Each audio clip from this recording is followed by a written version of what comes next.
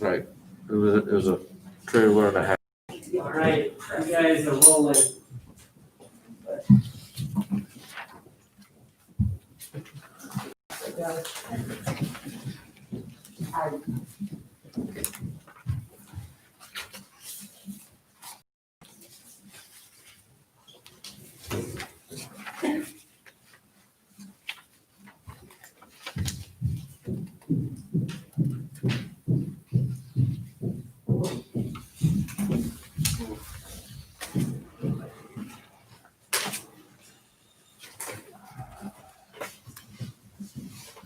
Get some stuff in the fridge tonight, don't we?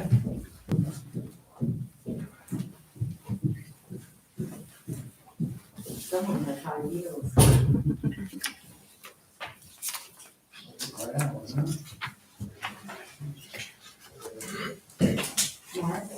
Chris, if we get that capacity, can we, could we do separate items so that if someone is interested in just one item, maybe that would limit the Yeah, number of if people? if you wanted to do, I think of that. I think 6B is the item that a lot of people are here for. Okay, So you could move that up, get it done with, and then if they Yep. don't want to stay for the rest of the meeting, that might clear out. okay, and also. I think it I'd do would it the be- other way, actually, try to get the other one. Or, I mean, it's, Yeah. yeah, not an idea. Because that one might be the longest, Yeah, but, yeah, I guess, so. whatever. Just want to make sure that Your we have call. enough seats for. And if you have any questions about the policy, you know how to implement it, got it. Yep. All right, we're gonna be over right now, guys. I can go sit outside and go.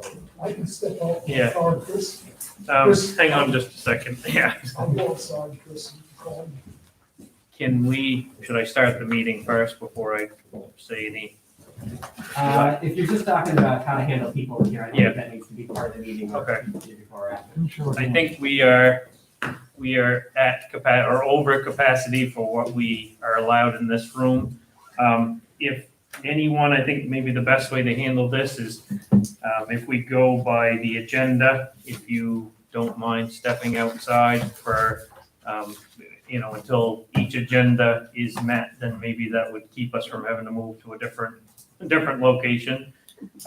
The first thing that we'll have is the comprehensive plan. So if the comprehensive plan is something then that you're here for, then we will then stay in the room and then we'll announce it to everyone outside as we. We'll call her out. We'll Yeah.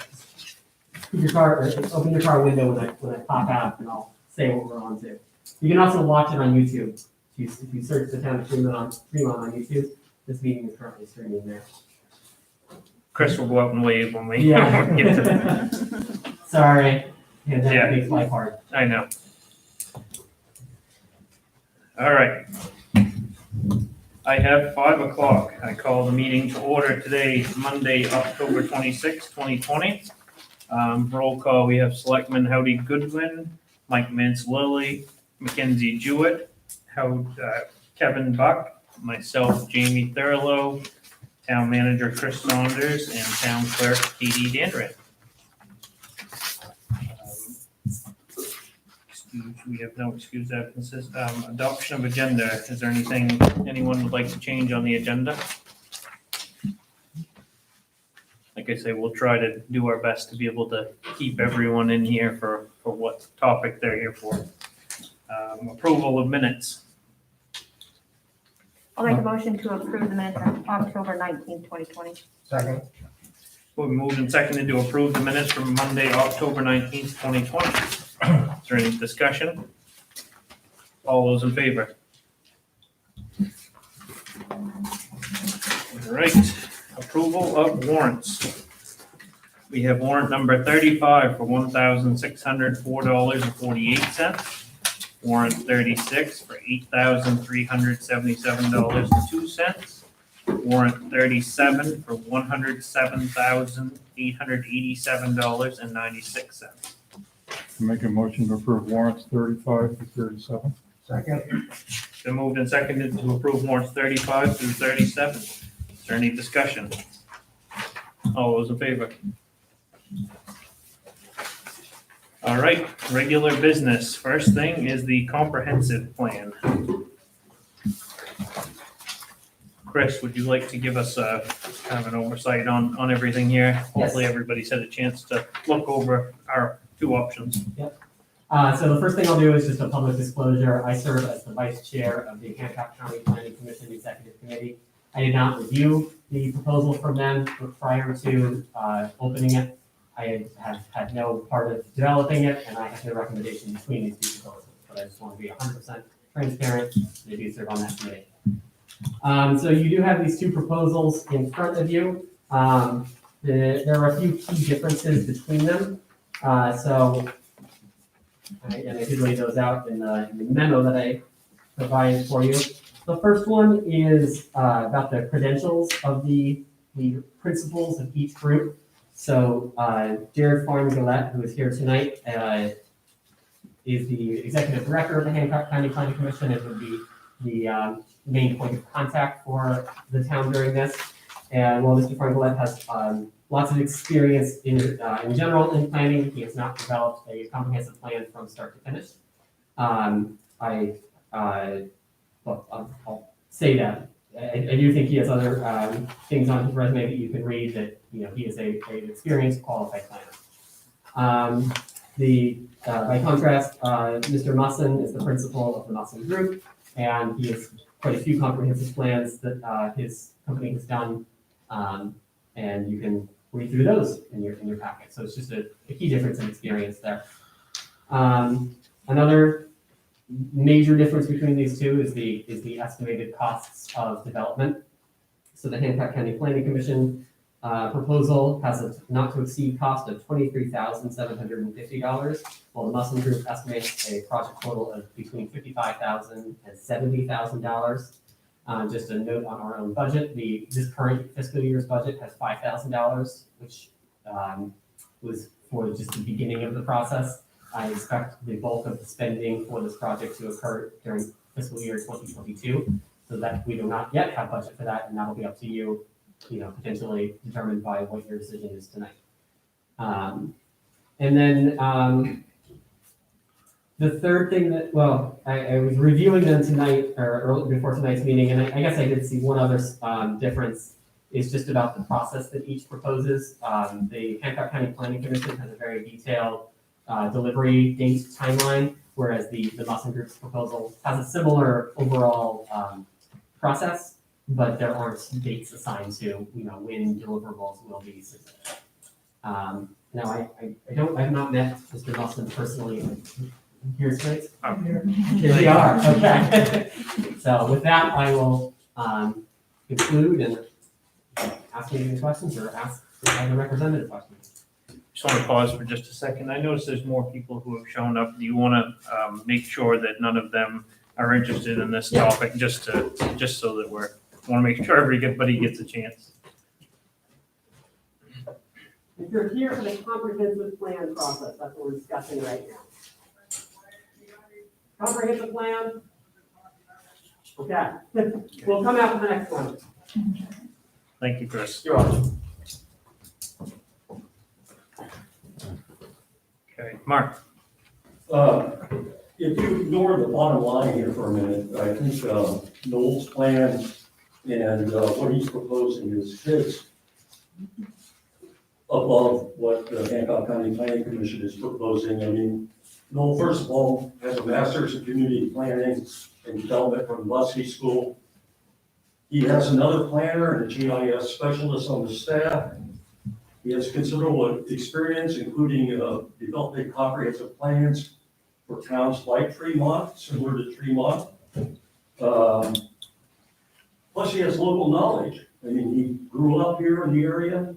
He knows what's happening here in MDI. He's developed some things like for the MDI housing project and information from there. And I think some of the other things he's done in the island would be helpful in developing our comprehensive plan. Hancock County Planning Commission, they've never done a comprehensive plan. There's currently no one else in the office to help. We have some promises of maybe them hiring somebody in the future. They probably will, but who knows when. I don't know. You know, the other thing, I guess I have a question for Noel. You have an estimate, a range, 55 grand to 70 grand. Why the difference? And I know it's hard to say it's gonna cost X amount of dollars. So, do you guys want me to answer questions? Yes, now? yes, please, go ahead. Yeah, so again, my name is Noel Musson, and I'm a land use planner. I actually live in Southwest Harbor and grew up in Bernard. So first of all, thanks for the opportunity to even be here and talk about the proposals. You know, from my reading of the RFP, I wasn't exactly sure what services that the town was looking for at this point. So it said as needed services. So what I try to do in the RFP is say, well, this is if you wanted a full scope of services, this is the typical planning process that we normally want to do. From past experience, at least from my office, I kind of have a pretty good sense of the range of costs that it's gonna take in order to help get it from point A to point B.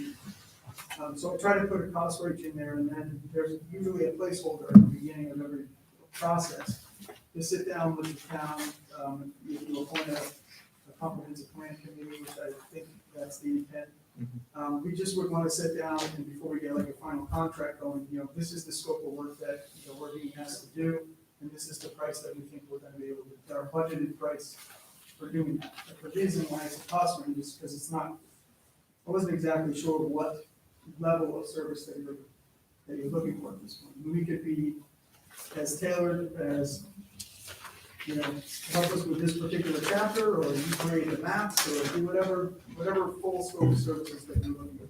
So that's pretty much the range. And when would those questions be answered? The questions will be in terms of, so what I would suggest is that at a kickoff meeting, we kind of iron out, like, this is what we'd like you to do, you know, and can you tell us, you know, let's work on the budget for that in a contract. You know, it really depends. Sometimes communities start off thinking that the committee is going to do most of the work, and they just want an expert to kind of read over their work and make sure the boxes are checked with the state self-assessment checklist, or sometimes it's just easier to hire somebody to do the whole thing. Now, Jared, is your firm pretty confident that if you were to get this today, you could do that for your price point? So I would like to also say, hi, my name is Jared Gillette. I'm the new Executive Director of Hancock County Planning Commission. Nice to meet you, Mr. Musson. What about you? I have a Master's of Landscape Architecture from Seoul National University. I have an undergraduate degree in Urban Design and Community Planning from Dalhousie University in Halifax, as well as I also studied biochemistry in Huntington. So the price quoted of $23,750, that also does not include that the Maine Department of Transportation uses our office to provide transportation planning in Hancock County and beyond. So we usually can do a transportation chapter around $2,000. So that doesn't cost the town any money. So we would actually be coming in under that for the town, what the town would have to pay. As well as, you know, we are a regional planning office, which is enacted by the state and Maine legislature from a long time ago. And we do provide technical assistance in planning to the communities that we serve. So, you know, our price, yes, we would come in at that. We would not exceed that. And we pay the member dues with our retainer. So there's no money required up front either for us. I do want to say one thing though about my response to not having a comprehensive plan done from start to finish. I have, but not personally me alone. I've worked in larger offices where we had a team of people working. And so when I did work at Southwestern New Brunswick Service Commission, doing a similar town called St. Andrews, New Brunswick. We had a 2-year-long comprehensive planning update process. And I mostly just worked on the heritage design, the downtown master plan, and historical preservation aspect of it, as well as providing graphical support, because I am a designer. And I think, one thing I will differentiate, Noel and myself, and I have that background, a very strong background in design and in heritage and preservation planning. And so, I know I'm coming in, I'm new to the area from, Washington County. Nice to see y'all. Don't kick me out. But I think too, our office could hit the ground running, and we can also keep our indirect rate low because we have all this stuff in-house and it's a very small team. So, yeah, no, we could bring it in at that price, not over, not less.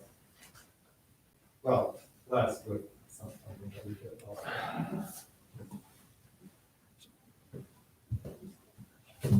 Oh, I'm sorry, I didn't see you, Mark. Question, you say we, but it's just you in the office now, right? Just me right now, yep. Okay, and you anticipate hiring some other people? I read in the proposal here. We do actually. We are getting to a point of, capacity where we would need to onboard new staff. This project would probably facilitate that.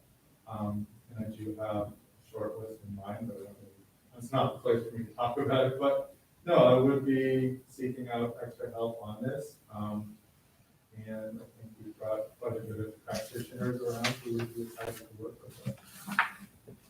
And sometimes I say we as the royal we. Sorry. That's okay, I just wanted to clarify that. I just think that if, it seems as though your qualifications are there, I'd have a hard time not awarding the contract to you. 70,000 versus 23,750, that is a big difference in price. And, yes, you haven't done any of these for yourself, but you've done it with a group of people. And, you're obviously taking on a leadership role for the Hancock County Planning Commission. I would have a hard time not awarding you the contract for this time. And I know, just from being in the community that Noel's done a lot of work too, but we have a lot of big expenses coming up, and this is real money right here. No, I know, it is. I feel the same way. I think Noel will be absolute great job when it was done. I just think that, the only thing that's making me think about it is the cost. Even if you went with a low number, we're well over double. Well, again, it depends on how, the full scope of work that you're looking for, but also, I know pretty much how much it's gonna cost for a private sector firm to give you the full scope of services that you really need for a good comprehensive plan. And there's no competition between that and the Hancock County Planning Commission, which is, as was just indicated, subsidized by other work that they get through regional planning initiatives and stuff. And it's great, it's really important service that's happening, but it's a totally different evaluation of the time. So I fully appreciate the dilemma. Yeah. But, I took a look at it after I got Chris's memo, and, but it just is not, I'd love to work with you. I'd love to tailor a scope of services that would be a great project. But if it's gonna be a sort of a cost-based evaluation, then, I'm doing the best I can. Yeah, I kind of feel that way. I mean, it's not like it's close. I mean, that's what. And the it's nothing against you professionally, because just from being in the community, we know that you're highly capable of doing it, and probably some other towns that probably have a little more money than we do to work with. I work with communities all over the state of Maine, from kind of Cutler to City of Rockland, City of Belfast, Grand Lake Stream, working with lots of different towns, all within the same sort of scope of category that the town of Tremont is. I appreciate where you're going with it, and I looked at it, and there's no, it's not, I don't wanna, it's not even a, yeah, but I appreciate the evaluation. There's no hard feelings. It is what it is. I can't go any different than what you're doing. Yeah, I would have hoped to see more people actually bid on this. I'm sure you guys would as well, but have you considered sending the proposal out again? What time do I we? mean, we don't need it, we don't need some of this start right away. Well, I was just wondering also, Mark, to go with that, what if the prices are, that's a huge span from 55 to 70, just because of, I understand why. Is there any way that we could get down the exact specifics of what we're gonna need done, so it's not so vague, in the criteria, or just asking you, Chris? Yes, Like, indeed. yeah. Do you, is there a way to get it? Yeah, well, when I prepared the bid specs, and I think we talked about this at the time, I think that this is not a request for bids where you specifically lay out each item that you want, where each item, like when you buy a pickup truck, you know exactly what kind of towing capacity you want, what kind of style package you want. This is much more open-ended. This is much more about finding a consultant who's going to be a good fit for the town and who's going to work well with the committee and work well with you. And so, and having someone with the expertise who's gone through these processes, whether as part of a team or, I don't see a way that you could itemize out each of those things. It's a very holistic. Trying to make it as even as we can, as low as I we know, can. I know. I think I'm just gonna make a motion. I'd like to make a motion to award the contract for the comprehensive plan for 2021 to the Hancock County Planning Commission. Second.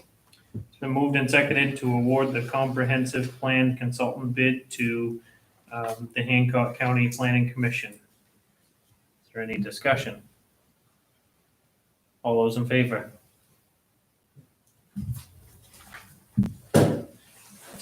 Okay, thank you very much. Thank you.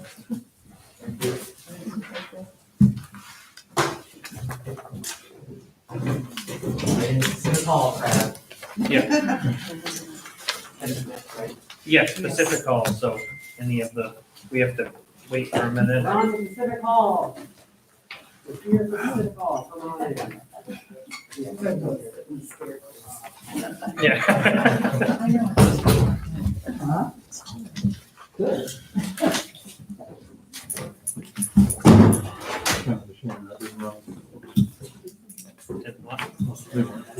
Yeah, I know, it's, yeah.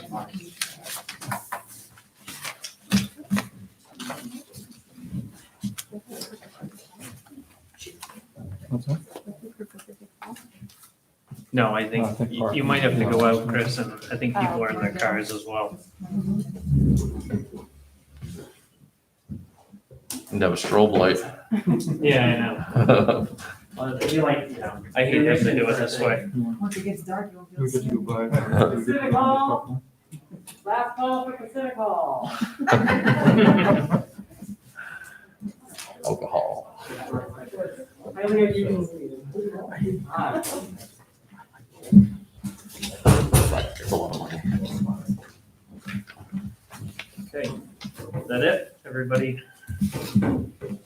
Is everybody? Okay. Oh, okay, is she gonna come in, or? There's enough room for her. Yeah, there's enough room for her. There's empty seats, there's enough room. 1, 2, 3, 4 more people. Yep.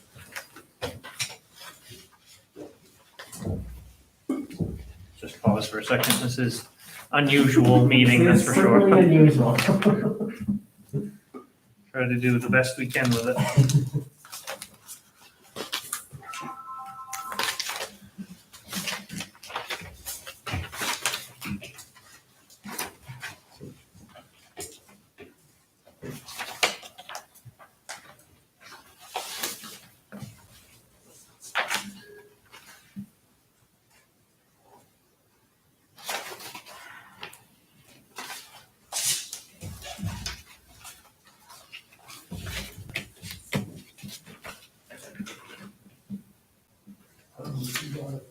I think you can go ahead. Okay, all right. As long as, is that all right with you, Chris, to go ahead? You're the chair. Okay. All right, Pacific Hall. I guess Fire Chief Keith Higgins requested this item on the agenda or would like to have some more conversation about this topic. Is that's correct, right, Chris? Keith? Yeah. Yep, okay. Would you like to start with your, what you've got? I don't know, I just think people involved daily about this situation. I'm getting a huge outpour from the community, the abutters, the neighbors, they're strongly opposed to it. I initially made a recommendation back in March, sent an email to her. I also made the recommendation in September outlining, maybe at this meeting, outlining a strategy on how to move forward. And it just seems like a lot of steps are getting skipped. I'm not sure where the lack of communication is going, so I've outreached to other people to see which way we're going. I realize you might want to get in and occupy the building quicker for COVID, for whatever reasons, but we still file all these same exact guidelines. I'm not going to be confident in make sure the guidelines are being followed. But I know that people here in the community want to speak to it. And Chris, do you have our motion from the last meeting? Could you state our exact motion, or as close as you can, just so everyone's clear on what us as a select board have approved so far?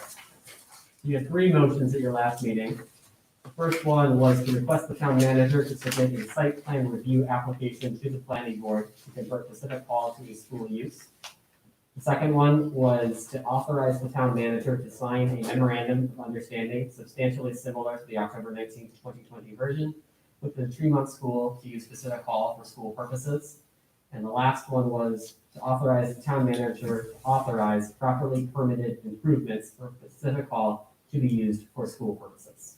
Okay, thank you. So I'd first like to add to that I came to my attention that 2 weeks prior to that motion, that someone had authorized the North Fire Systems to start installing a system for fire protection within that building, which definitely not saying one way or the other, but that's out of sequence to the appropriate way to handle it.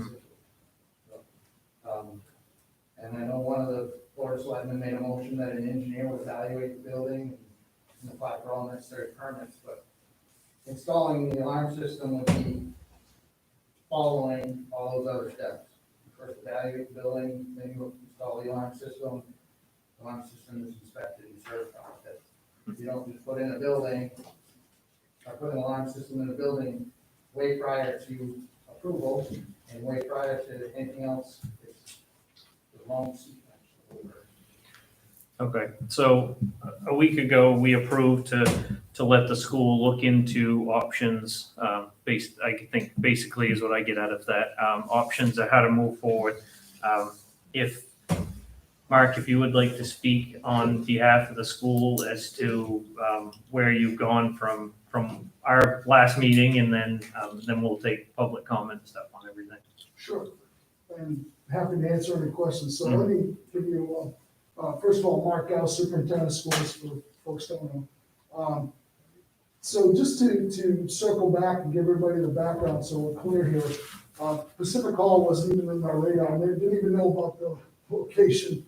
First I heard about it was when Chris reached out to me and said that the town had come into possession of this building, and would there be any interest? This was pre-COVID, I think, when we initially started that, and then COVID hit, so everything was off the table.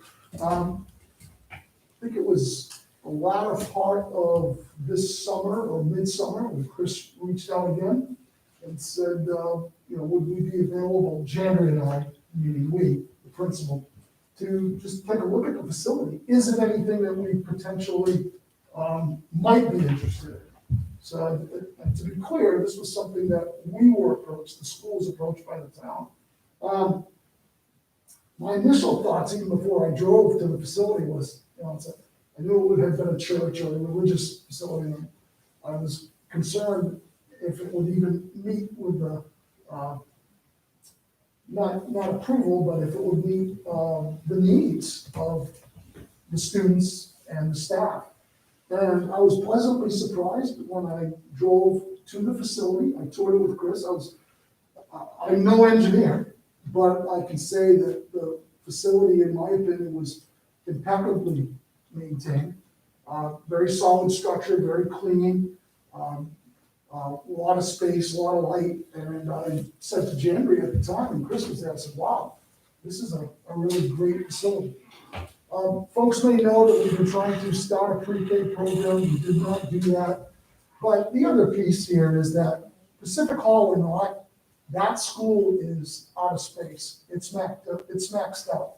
It was maxed out before COVID, and it's further maxed out because in all of our schools, Tremont included, we are trying to decrease density in our classrooms. That's how we're managing COVID. That's how we're able to have children and staff in schools. But we don't have a lot of latitude. So when we were approached with this piece, we saw this as a viable solution, possibly long-term, but we absolutely see the benefit of a short-term solution with being able to serve kids, if we can do it safely. I've had no contact, zero outreach from the fire chief or any other entity up until an email I got over the weekend. That was the first contact, number one. Number two, I think it's really important to note this, that we would never consider Pacific Hall aside, putting any child or any staff member in any facility without proper permitting, code, all of those pieces. So in terms of sequencing, I don't know where that's coming from, because I haven't been party in any of the discussions. I've not been in touch with any firms, and I haven't even presented a memorandum of understanding to the school board. I wanted to make sure that Chris and I were on the same page. I will say from the school department's perspective, speaking for the principal, myself, and I spoke to the board chair, Heidi Lawson, we are very, very interested if we can meet code violations, we can do this safely, in looking at the option. One of the things we're exploring is the use of corona relief funds to be able to adapt that space. If we're able to do that, we've applied. We've sent in our application from the state. But the way corona relief funds work is as follows. It's not a blank check. You don't automatically get the money. There are some very, very, very stringent guidelines and some very tight timelines. Any of the monies that are spent, federal monies that are spent, I as superintendent have to attest that they're being used in relation to COVID, number one. And number two, the monies have to be spent before the 30th of December. And there's no wavering, there's no waffling on that. Has to be spent. Contracts have to be issued, spent, and monies have to be out the door and services or goods in place before 30 December. So if we're going to use any of those funds, and that's not a reason to rush or excel, I just want everybody to be clear on the use of those funds.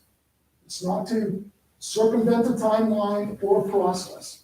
We want to follow all the steps in all the process. So I'm just here this evening to thank Chris, thank the select board, and thank anybody for the opportunity to consider the use of it if it meets with safety guidelines and we can do it within the standards. I'm also working with our attorneys. The questions were asked about, are there any special conditions or special circumstances that we would need to be aware of or comply with if we were to occupy that space or another ancillary space?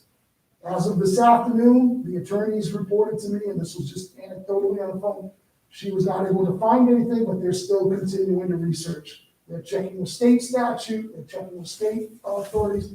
I'm doing that simultaneously, but I wanted to make sure it was vetted independently through legal counsel.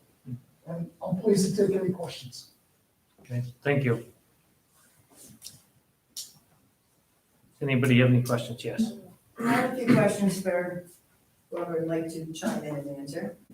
One of my first concerns I want to put on the floor is when the town is getting ready to take the church over from Churchman. town manager approached me and talked to me, wanting to give an easement of my property for parking, because there's not efficient parking there. It's not safe parking. And I won't give you guys any of my land for one. And none of my neighbors are gonna be doing it. I've already just spoke with all of them. And his words to me was, I said, George Carter has offered his parking lot for temporary parking, extra parking, whatever you need. Not, I don't remember exact words, but the words were to me was, he did not want his town employees crossing the road or walking down to the road to the church because it was not safe. Now he's here proposing to put small children in the building without making sure they're gonna be safe. I went through, looked at all of their school recommendations, their codes, their laws, looking at it. The building does need to have hazmat in there. It does need to have the fire chief or fire marshal. You guys need to inspect that complete building. That building's over, I'm gonna guess, 80 years old. Has anybody been there, said there's lead in there that's gonna harm our children? Has the water been tested? Because lived there for quite a few years, there's a lot of bad water on that street. And we've all had to have new wells drilled. Has anybody tested the water? Has anybody looked into the septic that was put in place to have a one bathroom facility there? In order to put the septic in, they had to get land from my neighbor. They had to cross my property to put it in.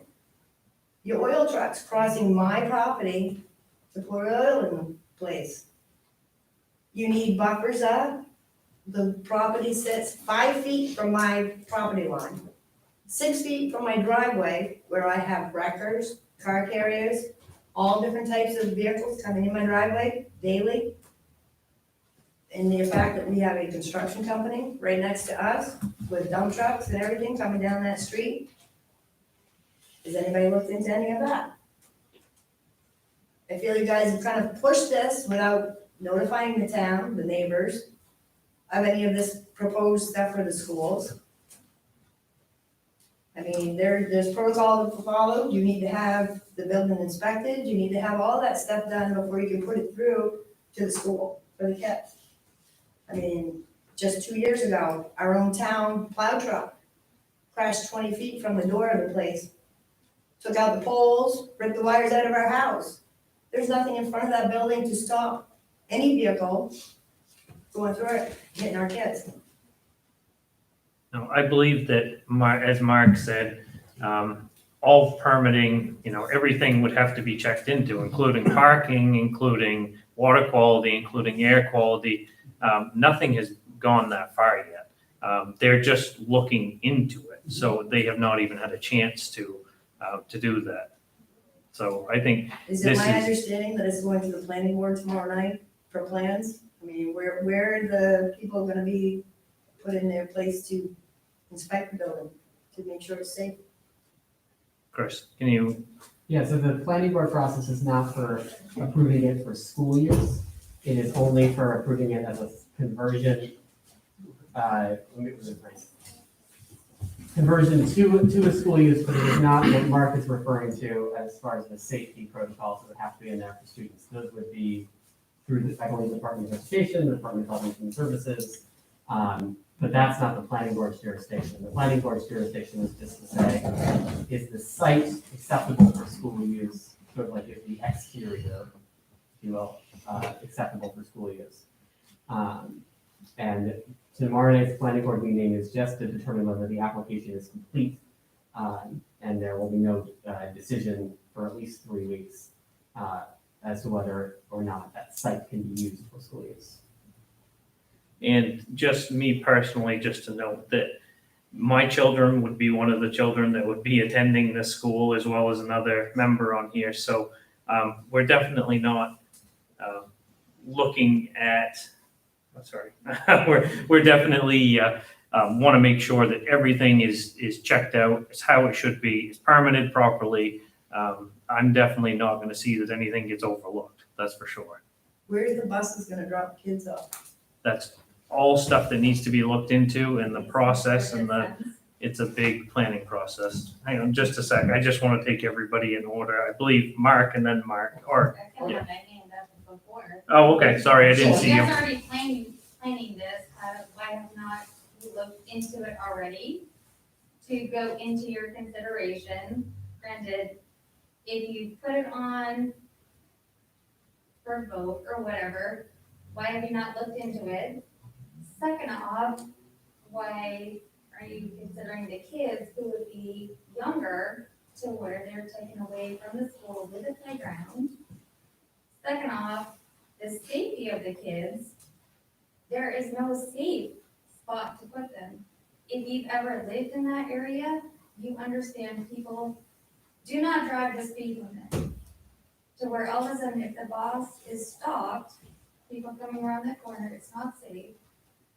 Second off, there's no kitchen, there's no playground, there's no parking. Those are things of consideration.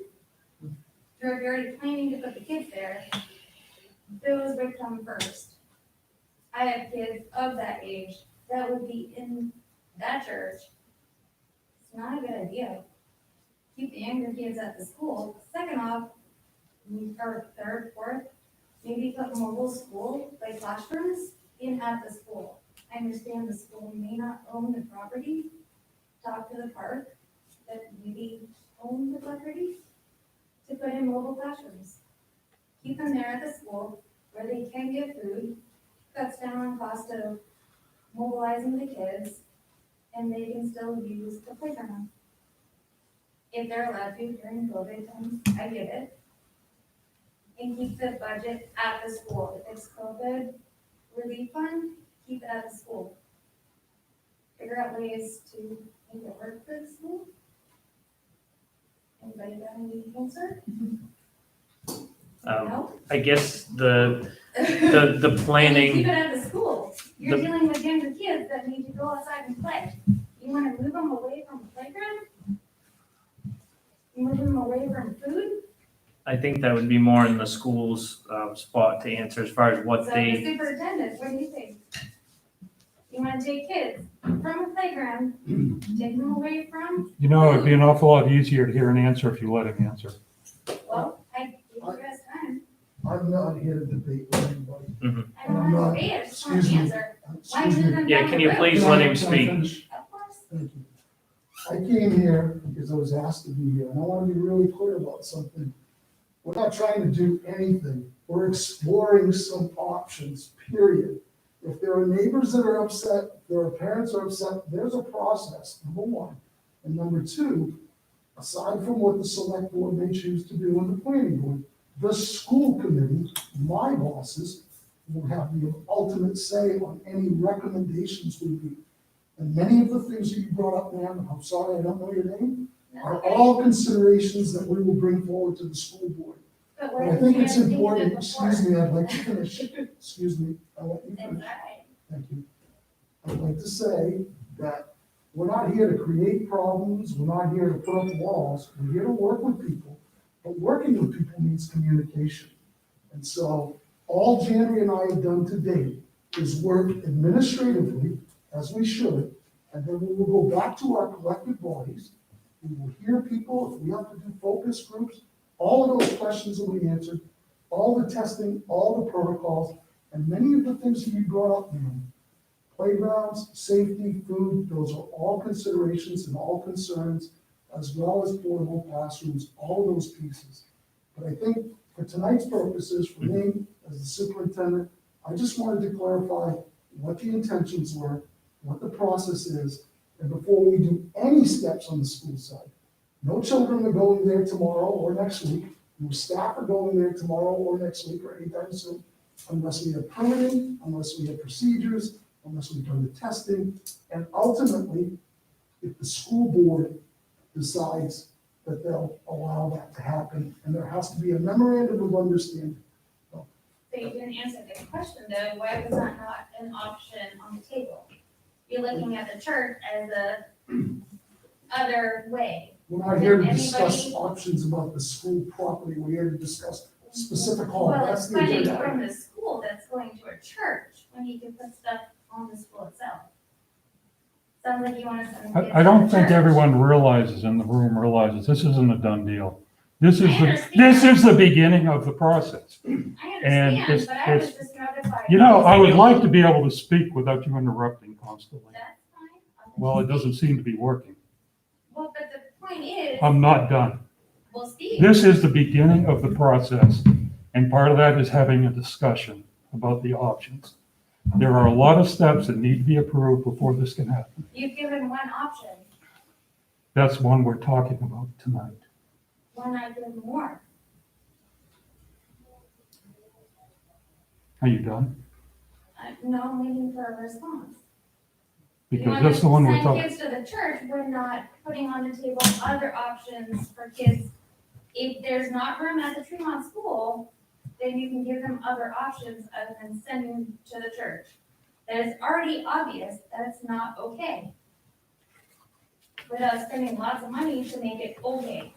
When you could spend money to make it okay at the school? I'm just curious. I'm not trying to be, No, it sounds like you've already got the answers. well, isn't that the most reasonable option? Keep them at the school? Unless you have agendas for the church for future use, which may or may not be. I mean, I understand the church was donated and it gives you options to use it for other places, but I don't think it's a good spot to put kids. All right, I gotta move on to other comments so everybody has a chance to be heard. Mark, Yeah, there's three things going on. There's three bodies involved in this whole thing. The school committee and the school, the board of selectmen, and then also the planning board. I'm on the planning board, okay? The process is tomorrow night, we have an application before us. We determine whether it's complete or not, okay? If it is, we do find it complete, and we don't know that yet. Then we have to schedule a public hearing 21 days after that, or so. Really, to consider the approval, or before considering the approval. Any of you folks who have concerns can come to that planning board public hearing and express your concerns one way or another. Then we have to find it complete. We don't know whether that's even gonna happen at this point. Do you I have mean, other not options, complete, I though? mean, approve it. So we don't have options, Why not? because we're the planning Yeah. board, we're going to consider the application that's before us. We don't have an application or option. Yeah. Okay, we just have one thing before us. Okay, but if we find it, approve it, this would be December, right? Correct. Then I have a question for Mark. How are you gonna get this work done in time to open in, January like it's been proposed? And these funds you have to be spent by the end of December, correct? Right, but you I don't. don't- Is that I really don't the even- point of this conversation right now? Jamie? Like- I know, yes. And anyway, I don't know how it works in this process, but I Yeah. don't go to these guys, I take questions from It's your turn tonight. No, I know, and it's, That's yeah, not how the Yes. process yeah, I know. I think that we're off track here a little bit, and thank you, Mark, for trying to clarify a few things. Is, I have one more thing. I was curious. Now, last week at the meeting, you guys authorized Chris to do some improvements at the building, correct? don't, Number 3, what was the that? third, Is, the Yes, third as long as they motion. were. as long as they were permitted properly permitted. Yeah. Right. Okay, if that work were to start before the planning board gives approval, Mhm. where are those funds coming from? No, it'd be properly permitted, so the activities, whatever happened, would have to be permitted prior to, You're saying planning board approval. no, saying properly permitted is exactly what our motion said. Right, Right, if they required permanent.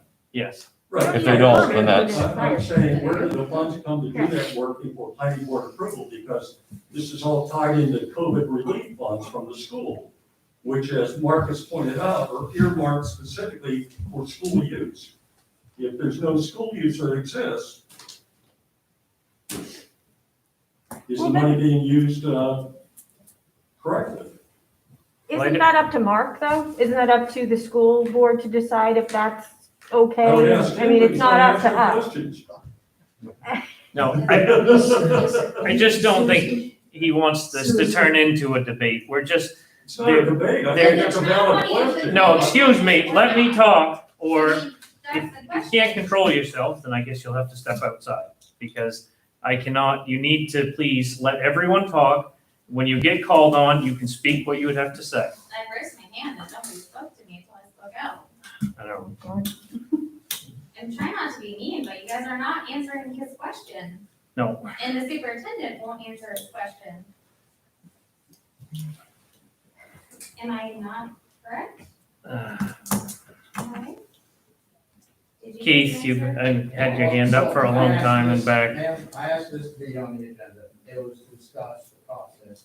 It really, it isn't, I gotta be honest with you, it's not an open meeting. We need to direct it directly to the board.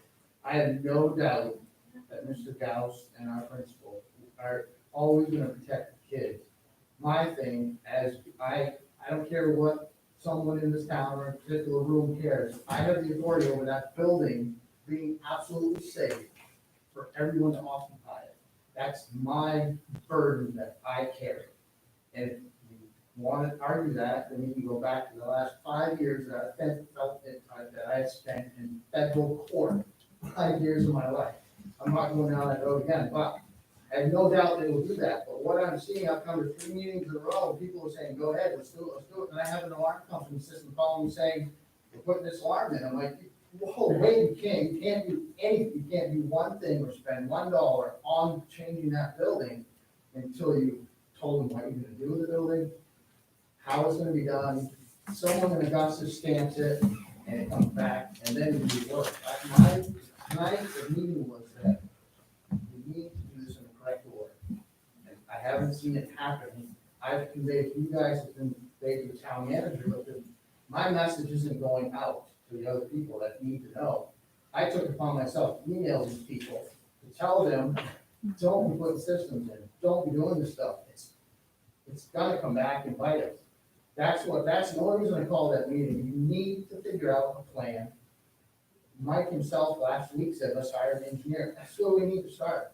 Then tell the community, then we'll have a clear picture, so the neighbors will know what's gonna happen, the school knows what's happening, and I know what's gonna happen. We all want the best thing for the kids. Do I think it's the right choice? Use that building, I don't, but if you can come to me and tell me that we've looked into every option. Mr. Gauss himself just said he would, I believe him 100% that he will look into every single thing. It goes on his back as much as mine. So I don't think we need to debate individual situations tonight. That's it. Thank you. That's, I just want to make sure, and that's exactly where I am at. We need to make sure we follow the proper process. We're not doing anything that's unpermitted. We're not doing, or I shouldn't say we are, sorry, the school. This is the school that will be using this. There will be nothing moving forward until everything is permitted correctly and all the steps are done correctly. If this doesn't, they might do a month's worth of research and find out this will not work. And then all this arguing is for nothing. So I just. We haven't approved anything. No, All we've done is authorize them to look into it. That's all. We haven't said- That's all the select So board if has he's done. giving you a year to kind of look at things, why wait till 2 months? We got kids that are, we've been told that we got kids that could potentially have to stay home and not even be able to go to school because that's the situation the school's in right now. So So- why not put all the classes in? that's, Option? That's a school board meeting. yeah, Yeah, that's a that's school. a- That's- that's a that's school board. nothing- It's not our call. Use the school's funding? But that's a school board issue. Like I would The go, superintendent? if you, Are no, but if opposed you, to that or not? if you have ideas for the school, I would suggest going to a school board meeting. And then you could give all these ideas and that's where they discuss that. We're All not, right, so Can we- the town wants to take the school. Can we close the public hearing? What do you think for the school? Jamie, can we close the public hearing? Good with it? I don't know. Can we yeah, close the public hearing? Yeah. And have a Okay. discussion? Yeah. It's not. it's not a Yeah. public It's hearing. not Turned into a one. hearing, But I just want to answer why that's Okay. the only solution with the town. I'll take these loose, the last two you did and then you after or vice versa or whichever. Does Is there any other properties or anything that's been looked into or anything like that. Would you like to answer that, Gendria, or Yeah, it's, I just want to be really clear that like this just came to us like within the last few weeks. So this, And we just started. I just want to know, just knowing that there was That's another part- property or something. There very well could be, and we're very realistic about the fact that like this may not work out. But it was brought to our attention that the town had acquired a building. We've had a need for the last few years because our population has continued to stay steady and our building was not built for all the services that are provided today in a school. And then we spread kids out on top of that 6 feet apart. And we literally got people on top of each other 6 feet apart in the building. And so, we have a more immediate need right now, because of the situation that we're in. I would just say that I think like long-term, we've started conversations with the town, and it's already about the possibility of needing to expand our building. But we have like an immediate need because of the pandemic situation that we're in. So it's purely a possibility and something that we're exploring. But there may be other solutions. This just is a situation that we didn't know until we started back, literally until we started back in our building with kids, who was actually gonna be enrolled and who was actually gonna be showing up on day one, at the end of September. And so that was just a little over a month ago that we got our students back into our building full time. And it's challenging right now, so it's just, we're exploring what other options there are out there. There have been people who have suggested other things like this space, for example. But the town can't hold meetings here if we set up a classroom here, so, the town library currently has 5 people out there, maybe there are other options, to explore, but that's part of what we've got to talk about as a school committee, as part of the work that we continue to do with the town.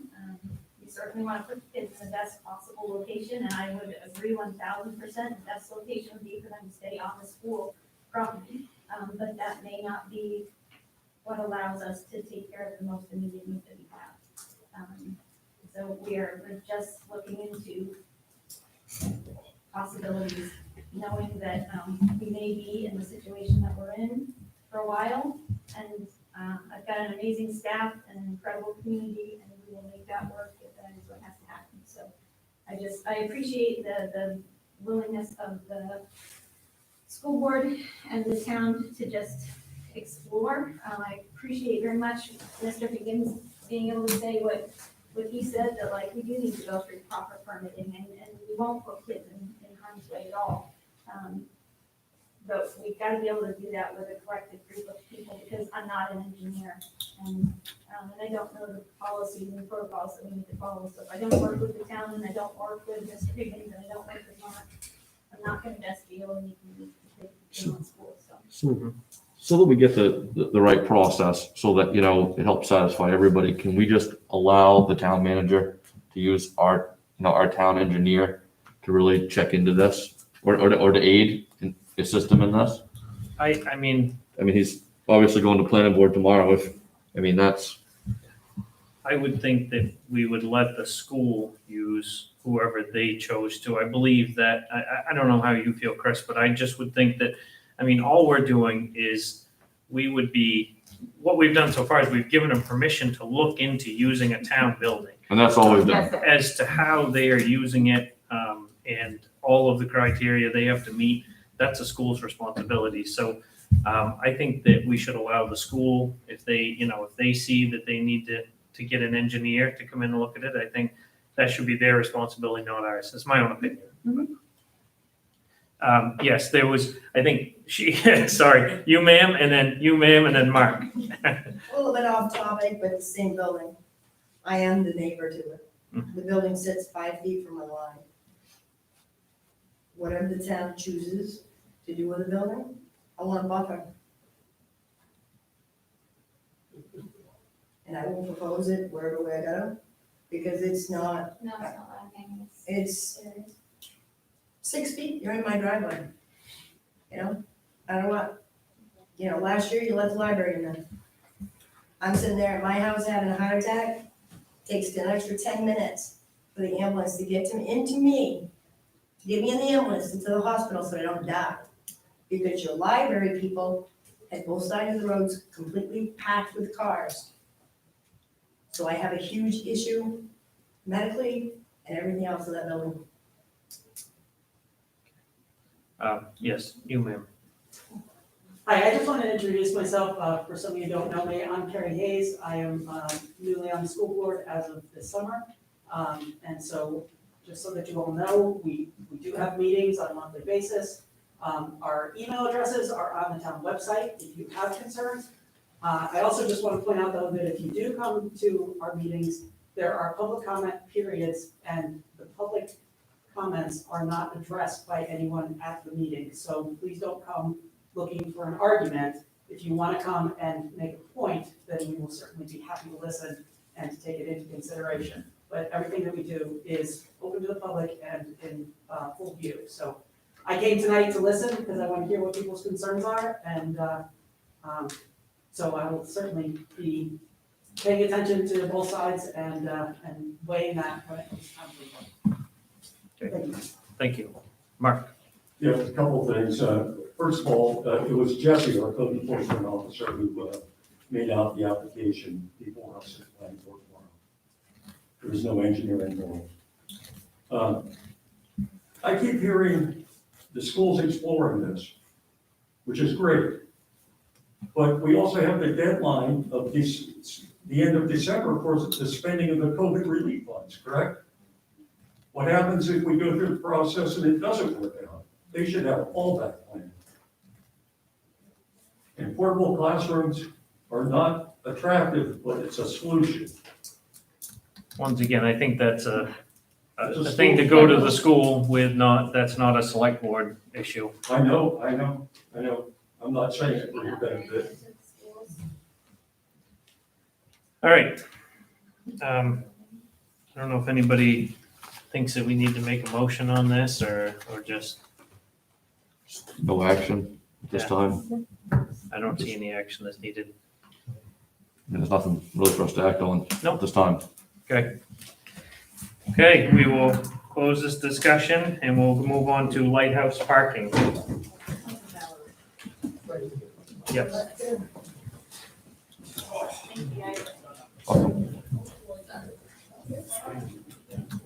Thank you for your patience. We're on to the lighthouse parking.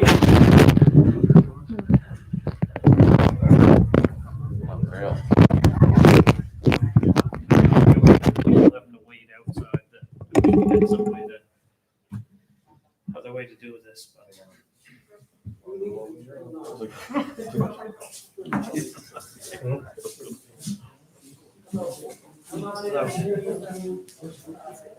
Whoa.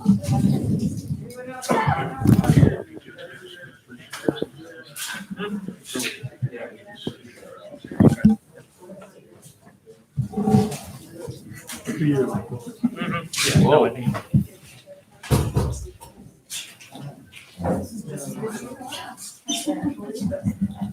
Wow.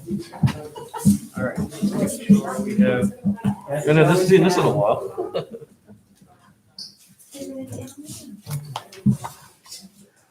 This will take it to this one. I'm Papa Pod, she's Mama Pod. I think we have enough seats for everyone, looks like. You should be, there's one more down here too, if you'd like to have a seat. All right, on to the lighthouse parking. And after our last topic, if you could please just state your name before you make a comment, it'd be a lot easier in case we have to answer your questions later on. It has been brought to our attention, I believe, the first thing was to potentially prohibit parking on McKinley Lane because there's been parking prohibited on some other roads near the lighthouse. And I think I was one of the ones who said, I think this is a bigger picture. I think we need to look into what's going on here, what we can do. I mean, we can, my own opinion, we can put no parking signs up all the way to Gott's store if we want to, but if people aren't obeying by that, and that's not those, then there's just no point. And I really, I don't care for the looks of the signs, and I think we need to have a long-term solution here. And that's why I was hoping Chris would reach out to the Park Service, see what their input is on maybe what we could do to solve some of these issues. So, are you here? Yeah, I'm Kevin Schneider, I'm the park superintendent, and thanks for reaching out. I appreciate the opportunity to be here. And I brought a few folks with me. John Kelly's our management assistant back in the corner and has been dealing with lighthouse issues quite a bit. And Bryce Picard is our chief ranger who deals with all of our law enforcement issues in the park. We've got David McDonald from Friends of Acadia here, and Misha Maitar as well from Maine Coast Heritage Trust. And there's all of these pieces are sort of working together to try to address some of the parking issues. So I think there's sort of a long-term and a short-term thing here. Obviously, parking at the lighthouse has increased significantly in really the last 3 or 4 years. We've seen an increasing number of closures that we've done when sort of parking overflows. But, we can't be there all the time, to close the road. We try to do our best. But, and especially increases, it seems like in the fall. Columbus Day weekend this year was just off the charts park-wide. If you went anywhere in Acadia, it was bonkers. And we had, I had been told that every hotel room on the island was sold, all the Airbnbs were sold out. So it was just really a peak period of time. So I think, one of the things we can talk about in the short term is what we can do to address closures down there. And Therese can primarily talk about that and how we're sort of managing when the parking lot comes up and when people start parking alongside the road. Obviously, we prohibited roadside parking on Lighthouse Road when the town did a couple of years ago as well. And then long term, we want to look at really trying to improve that situation for visitors. Obviously, a lot of people want to get down there. It's a beautiful site, and people want to see it. And that's a 20 or so car parking lot, so it's fundamentally undersized for that area. And so we've had some conversations, just very initial conversations to look at trying to establish a location where people could park, a larger parking lot where people could park and then either walk down or ride some kind of shuttle to the lighthouse.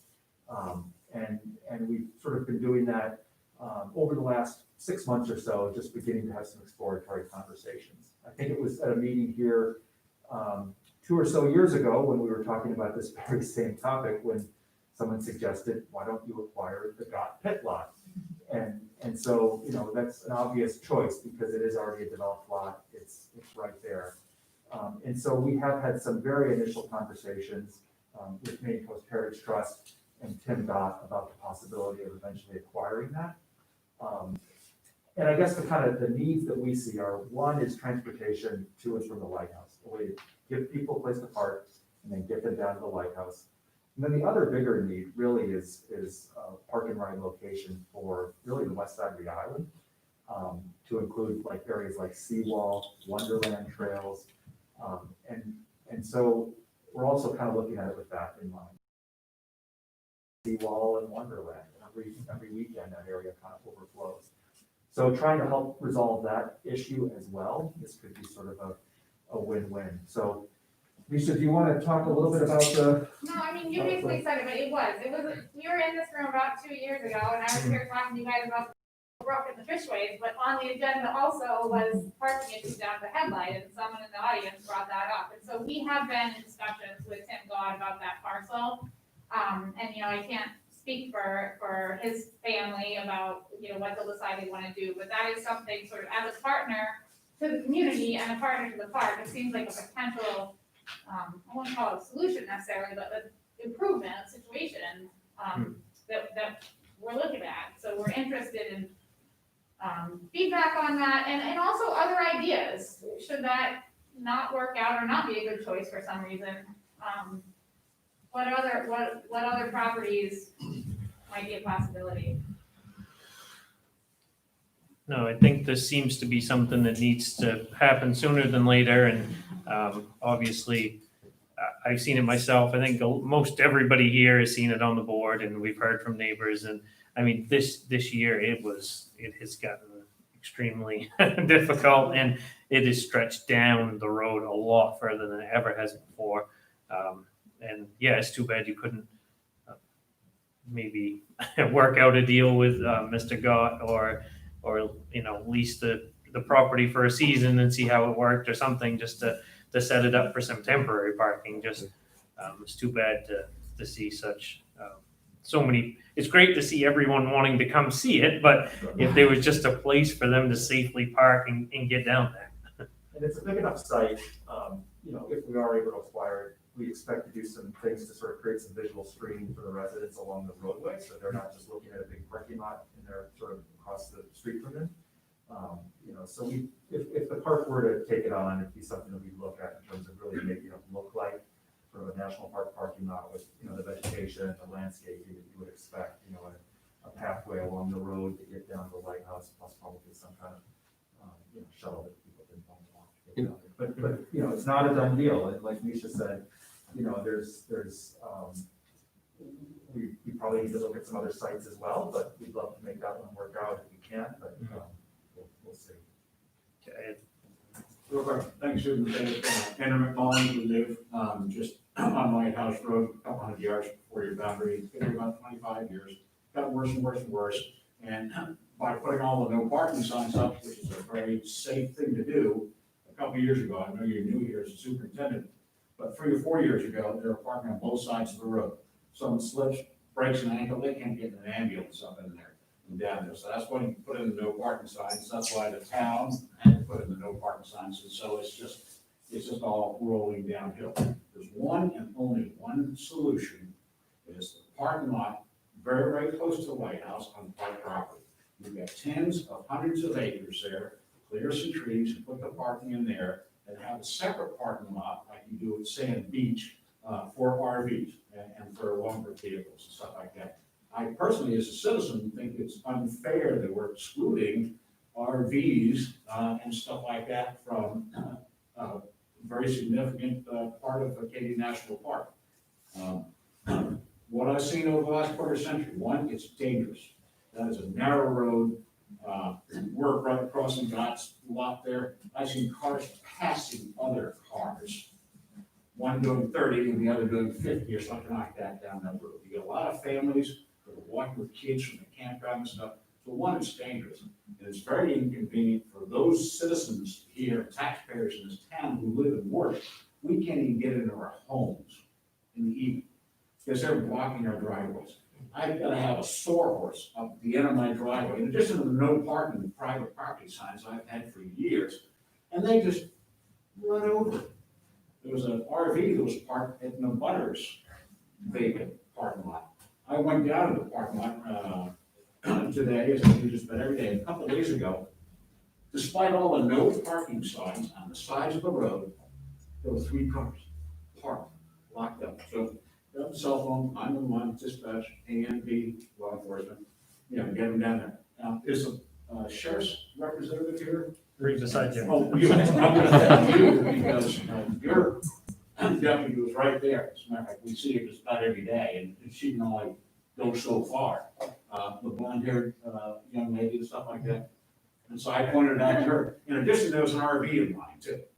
So he's passed 2 signs that say no RVs, and he's waiting in line for the 22 spots that are there around sunset. And he's gonna be there for about 22 hours because no one's leaving. The only solution is to have parking further down there, close to the lighthouse, so people can walk, especially those that are disabled and everything. But you've got tens of thousands of acres. You've created this problem. The only solution to it, long term, is to clear some trees and build some decent, acceptable, handicap accessible, and RV compliant parking like you do over at Sand Beach. I just like to speak to that. I agree that the parking should be closer to the lighthouse. I don't think putting it far away is safe, especially with that corner there and all that extra traffic coming in. And having a place where people can turn around, park, and then pull out comfortably. And if they have to make modifications to the road going in, so it's safe for the people that live down there, I think that's a great thing to do. But I think in the short term, we got to look at something that's really going to work. And I think the only way to really solve this is to find a way, fine system to say, if you park down here, you're going to pay $250 or you're going to pay $500 and start using some of that money for various improvements that we can do down in that area. Because right now we're not finding them anything, right? Well, I think we have the ability to tow, right? I know there was a sign, I know maybe you can speak on behalf of this, but I know when we had that really busy weekend, I went down and checked it out, and you guys had put your sign up that said, do not park in the no parking signs, you will be towed, or something to that effect, which is, and it seemed like maybe that worked a little. No, it didn't. No. I think a fine hits a little harder. Yeah. The problem with that is just the people that you're dealing with there are people that are here routinely. So in other words, they're here for a day and they're gone. So even if you find them, which you may generate some revenue and be able to help you do some improvements, it's not gonna help your system any, or your situation there, because that person's gone. They're not coming back no matter what the fine is. So, we do have the ability to tow. We do have the ability to issue summonses based on your parking ordinance that you folks have already enacted. I've had some beginning discussions with Therese on things that we can do jointly to help, but obviously that's going to depend a lot on what the park does, even short-term and long-term, to make this better. And it may very well involve your community putting some type of barrier, be it stones or something less temporary along there during certain times of the year. But again, what the park does will dictate how and what we can do to help alleviate this too. Yeah, we found certainly that we can put up as many no parking signs as we want in the park, and they are of limited effect. And people ask us, how much is the ticket? We'll just pay the ticket. And I like to tell people there aren't enough tow trucks between here and Augusta to tow the number of people that need to be towed on a weekend like Columbus Day. It just doesn't, it's just not practical. So having something, the problem with Acadia is we don't have enough parking for everybody's car. And so having some kind of transit solution really is, it gets back to whether it's Cadillac Mountain or whether it's Ocean Drive or Sand Beach or Bass Harbor Headlight. Having something that involves transit is likely to be part of the future. It's just such an important part of getting people around in this park. The biggest issue with that right now is it's not gonna happen overnight. It's probably not gonna happen next time, right? No, it's gonna take some time. Is it possible, I mean, I was thinking the same thing. I know we've talked about God's Pit, but on the other side of Arnold Road is parked properly, pretty much right on that corner, right? I think the Browndee's really close to that corner. Is it possible to do as Mr. McMullen suggested and clear some land and put in a parking area in there? I think the challenge is that, clearing something in the park, the timeline it would take to do that, we're looking at the environmental review process, environmental impact statements, environmental assessments. It would be much more efficient and effective to take a piece of our historic land and develop that. I'm Diane McMullen, and I live right across the street from that lot, which impacts our ability to get in and out of our driveway from the time the sun sets from Locust Point till this time of year when it's right over Swans Island. That's when the people really descend because it's absolutely stunning. And when they all parked in God's lot until a few weeks ago, they were parking in God's lot. It still impacted us because they're coming and going all over the place and we can't get in and out of our driveway. And if you have all of those cars sitting in line waiting to get them to the White House, that's an environmental impact right there. You've got all those cars sitting there idling and it's. Yeah, we've counted as 20 plus on a busy day, and they've all got their engines running. And is that not a bad environmental impact? Just cut some trees, clear a parking lot, and do it down close to the White House, not up near Arnold Lake, because then people still have a walking issue and a handicap issue, but down there by the White House, clear it, it might take some years, but that's the final solution. You've got to get a really big parking lot in there, and you've got to have another one that's set up for RVs. It's not fair to exclude Holly's trolleys and stuff like that from a national park. Part of the challenge too with doing it right on the side of the lighthouse is, again, you've got this incredible historic treasure and, you know, having a 200-car parking lot right there in front of it on the landscape with it, you know, just. Now, I'd back up to it another bit. You can screen it well enough for the trees. You go 100 yards back and no one will see it from the water. Maybe some of the scenic flights might see it, but no, you can back it up and screen it well. That's the only solution to that problem. I'll tell you that right now. I haven't seen it for 25 years. Good. Keith, it was first there. So, Keith Higgins, for those who don't know, I'm fire chief, for those who don't know for a while. But, I'm super excited this conversation is happening. Look at the people that are in this room that are making things happen. I wish that's where the school would started 5 months ago, and tonight was successful too. But my point of this is the right direction, and county, but my opinion as emergency management director since, I don't know, since out of high school, the first step would obviously be how many people, I might have mentioned Therese or someone, how many people's capacity that facility can have.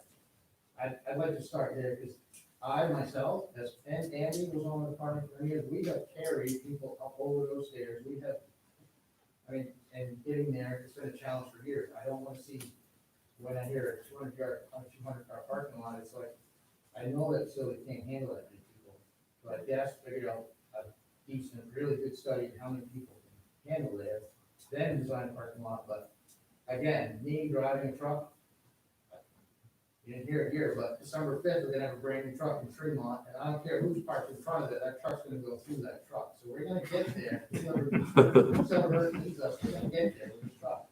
All right, so, but, the thing is, you can't over-capacitate that building by making more parking. That's my only concern, but obviously, you guys seem like you're on top of what's going on. Yeah, and we certainly agree wholeheartedly. I think, you know, there was a report on Columbus Day weekend of 300 people being on the lighthouse site. I don't know how you physically fit 300 people down there. It's just not a very big site. So, you know, now that we've acquired the lighthouse, one of the things, again, is trying to figure out what the future adaptive reuse of that historic structure is. We haven't made a decision about that, but, you know, we could look at, for example, if people want to go into the structure, some kind of ticket to go in, and that could be done in concert with sort of a larger analysis of how many people you can physically have at that site at one time that would still be a positive experience. I mean, 300 people on that site is clearly way too many for what it can actually accommodate. So I think that's part of the conversation as well. And when I say a 200-car parking lot, you know, and I may have said that, but, you know, that's just, I think it all depends on what your objective is. And do you want a park and ride lot to serve like Wonderland and Seawall and those other locations? No. Or do you just want to serve the lighthouse itself? And so, you know, I think there's a number of different dynamics and that you can play with that. I think one of the things maybe not everyone realizes too, the park hasn't had possession of that property a year yet, I don't believe, have you? No. I mean, it belonged to the Coast Guard. No, it's just been since July. Yeah, so I mean, so it's a very recent problem you've inherited. I mean, it's new to you anyway. So I mean, there are some issues.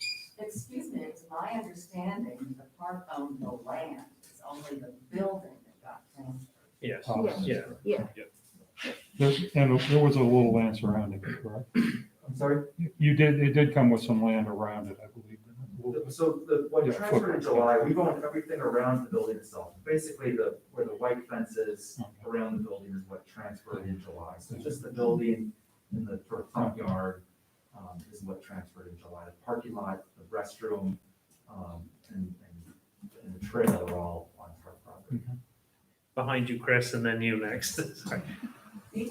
Yes, you first, please. Hi, I'm Alexandra Lincoln, representing my mom who's on 24 Lighthouse Road. I'm also currently occupying Muriel Davidson's house while she's in Norman. And so my mom's property directly borders the dot lot. So I just want to second what the McMullins are saying, is that would have a huge impact on the noise and the air quality, and just the standard of living really, for both of these properties. Because we have had, yes, there have been cars backed up to that driveway, all the way to our driveway.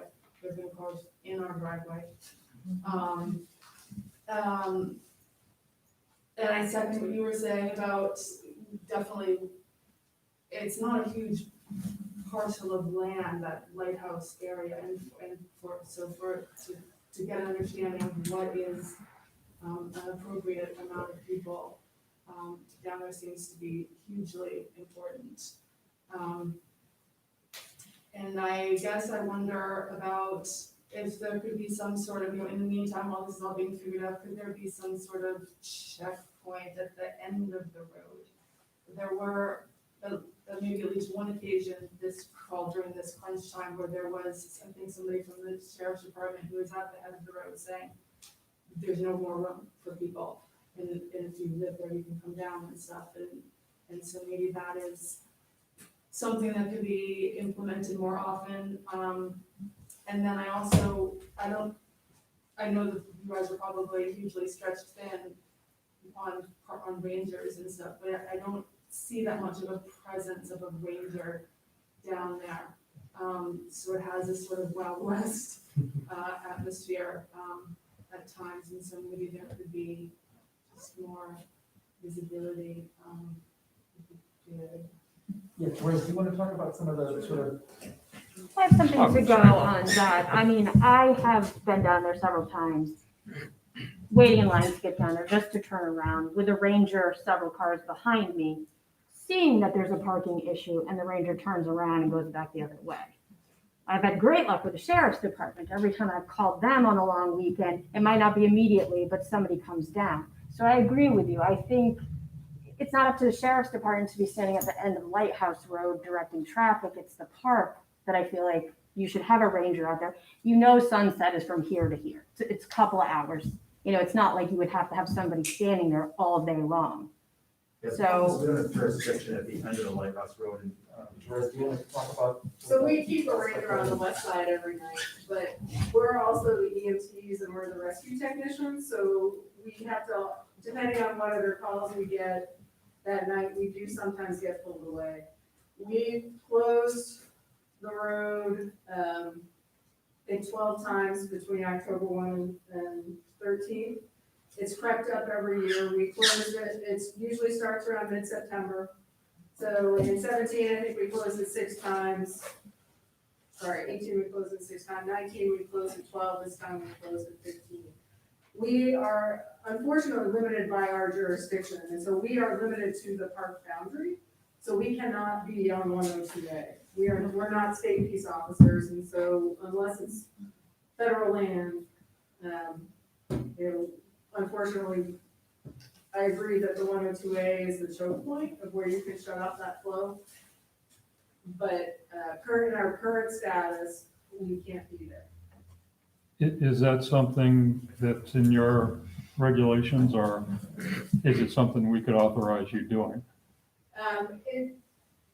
We would probably have to consult with the sheriff as to whether or not they would want to deputize us, but you also have to understand that I have 11 year-round officers, but then we hire another 9 for 6 months, and then it's a constant rotation every year. And do we know them?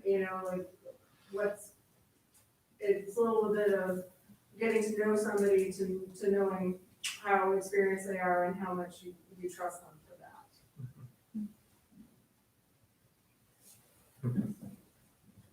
Yes.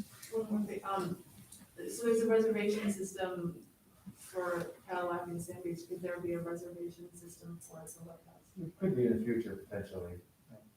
I mean, this was just a pilot of Cadillac and Ocean Drive. And yes, I mean, in the future, that's something we absolutely could look at, especially with, as was stated, the sort of number of people at one time that area can sustain. So yes, I mean, that could absolutely be in the cards, but for a 7 or 22 car parking lot, that's the trick, is it's just such a small site right now. So, but yeah, that could be something we could do in the future. You're gonna have to make some modifications to the parking lot even to do a shuttle bus, aren't you? I mean, I don't think you can turn a bus around down there, really. Yeah, I don't know. Yeah, We I haven't done mean, the maybe a engineering small one, but it'd be analysis really to tight. see.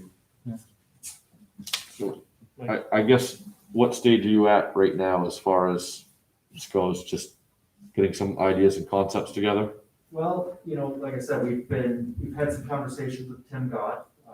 We certainly have been, sort of trying to look at options and wanted to get your feedback. I think, we are not right now, we're not in the plans for devising a reservation system for it right now, but, that could happen in the future.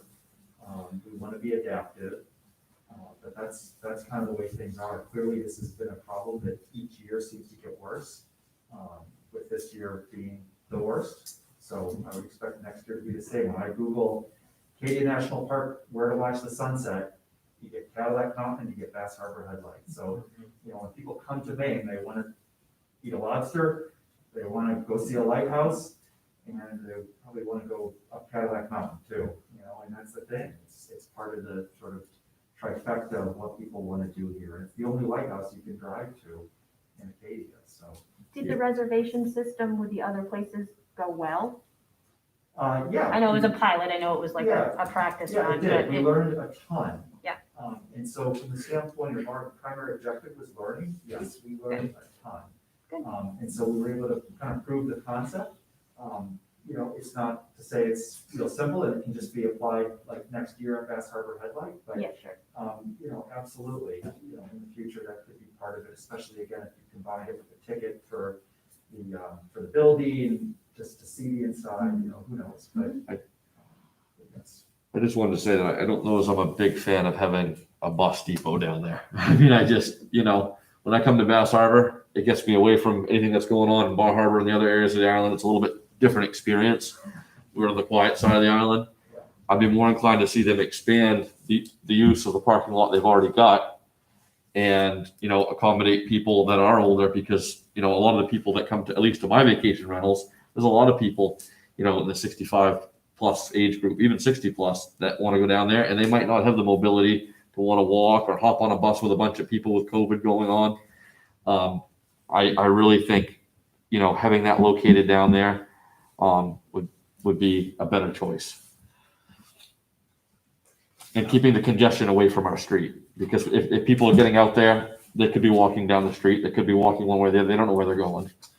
They could be walking into other people's properties. Mark?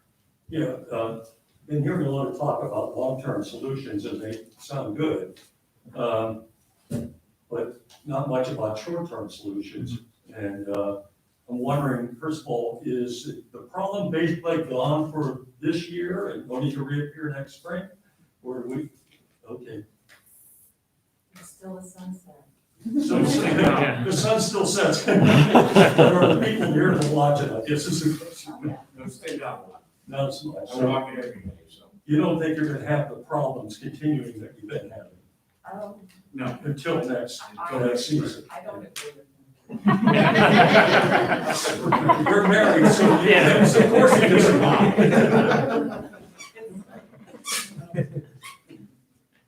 Yes, Dan. Hi, I'm Dan Clausen. I've lived on McKinley Lane for 20 years. I actually brought up to the town manager beginning of the year that I had an issue last year with more than a dozen vehicles parked on our road. And it's a narrow road, and if there's vehicles coming and there's vehicles parked on one side, you can't get past them. So I brought it up beginning of the year, showed photos, and nothing happened. And then sure enough, this year it got worse.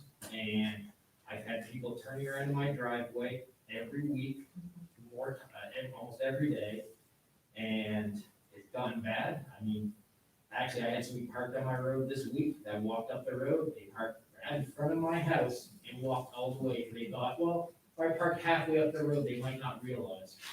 Just a small town, everybody knows. So, I mean, it's just gotten worse over the years. And I think if the park has enough land, they could build a parking lot. They shouldn't have to get more land from town of Tremont. They already own, 1/3 of Tremont, and then pay taxes on it. So And how far is your house roughly mileage to the lighthouse? Half, 3/4 of a mile at least? At least. Yeah, maybe a Almost a mile, mile. just to give people Darn near 2 perspective, yeah. It's a long, It's a hike. it's a long hike. And it's also made it so now I can't take my family to the lighthouse. My son loves going there.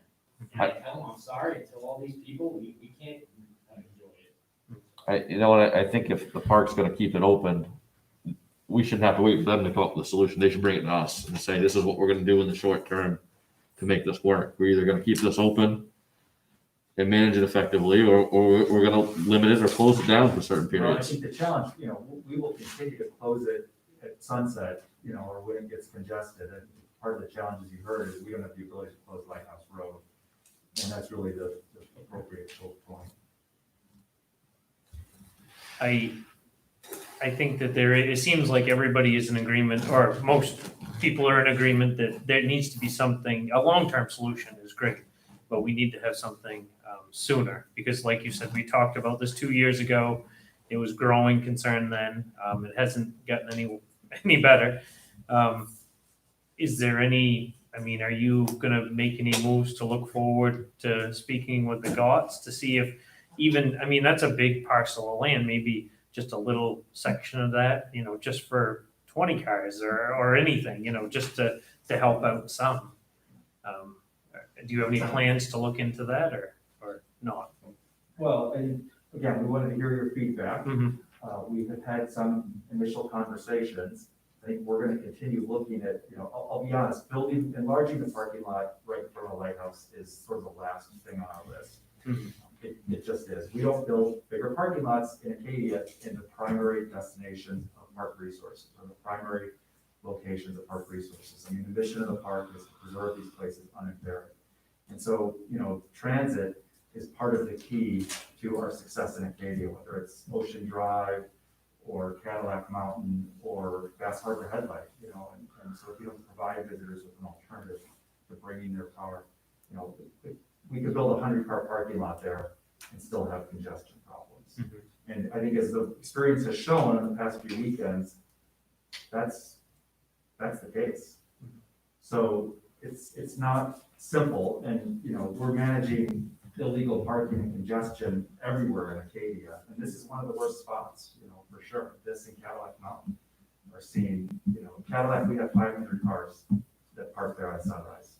There are 150 parking spaces. So, this is part of the story of success that we have seen in the park. So I think, looking at some kind of long-term solution where people can leave their car behind is part of it.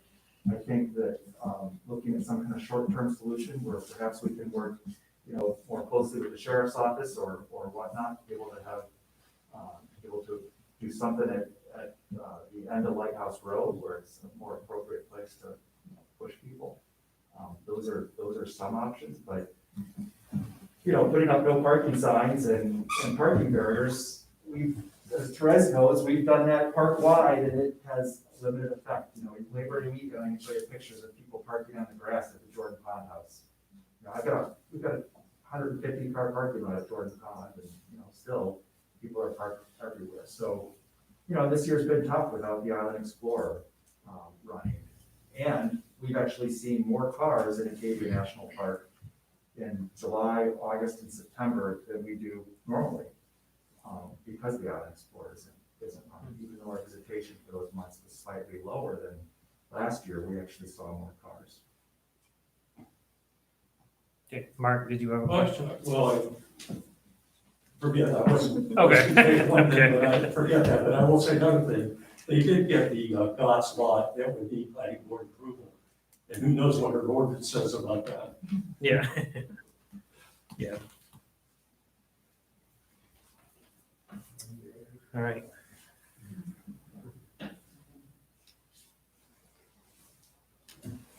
What do you guys think on, I'm fine with what the initial topic was to look into McKinley Lane, prohibit parking on both sides of that.